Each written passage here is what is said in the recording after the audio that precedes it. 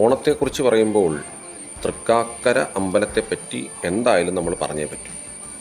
കാരണം വാമനമൂർത്തി മഹാബലി തമ്പുരാനെ തൃക്കാലും കൊണ്ട് ചവിട്ടിത്താഴ്ത്തിയ അല്ലെങ്കിൽ പാതാളത്തിലേക്ക് ചവിട്ടിത്താഴ്ത്തിയ സ്ഥലമാണ് തൃക്കാക്കര എന്ന് പറയുന്നത്.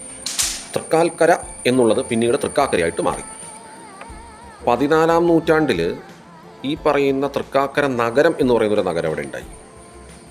എടപ്പള്ളി രാജാവിൻ്റെ കീഴിലായിരുന്നു ഈ പറയുന്ന സ്ഥലം. ഈ കൊച്ചി രാജാവും എടപ്പള്ളി രാജാവും കൂടി അത്ര നല്ല ടേംസിലല്ലായിരുന്നു. അവർ തമ്മിൽ ശത്രുക്കളായിരുന്നു. അവരെപ്പോഴും അങ്ങോട്ടും ഇങ്ങോട്ടും യുദ്ധമൊക്കെ ചെയ്തുകൊണ്ടിരുന്നു. പിന്നീട് പോർച്ചുഗീസുകാർ ഇന്ത്യയിൽ വന്നപ്പോൾ പോർച്ചുഗീസുകാരായിട്ട് കൂട്ടുചേർന്ന് ഈ പറയുന്ന ഇടപ്പള്ളി രാജാവിനെ തോൽപ്പിക്കുകയും ഈ തൃക്കാക്കര നഗരം പോർച്ചുഗീസുകാർ നശിപ്പിച്ച് കളയുകയും ചെയ്തു. അമ്പലം ഉൾപ്പെടെ നശിപ്പിച്ച് കളഞ്ഞു. പിന്നീട് തിരുവിതാംകൂറിലെ ശ്രീമൂലം തിരുനാൾ എന്ന് പറയുന്ന രാജാവാണ് ഈ തൃക്കാക്കര, ഇന്ന് കാണുന്ന തൃക്കാക്കര അമ്പലം പണി കഴിപ്പിച്ചത്. ഈ മൊത്തം പൊളിച്ച് കളഞ്ഞ അമ്പലം ഈ അന്നത്തെ ആർക്കിയോളജിസ്റ്റുകളെ കൊണ്ടുവന്ന് സ്ഥാനമൊക്കെ കണ്ടുപിടിച്ച് അങ്ങനെ പണിതെടുത്ത ഒരു അമ്പലമാണ് ഇന്ന് നമ്മൾ അവിടെ കാണുന്നത്. ഈ ആണ്ടുതോറും തൃക്കാക്കര അമ്പലത്തിൽ ആഘോഷങ്ങൾ നടന്നു തുടങ്ങി.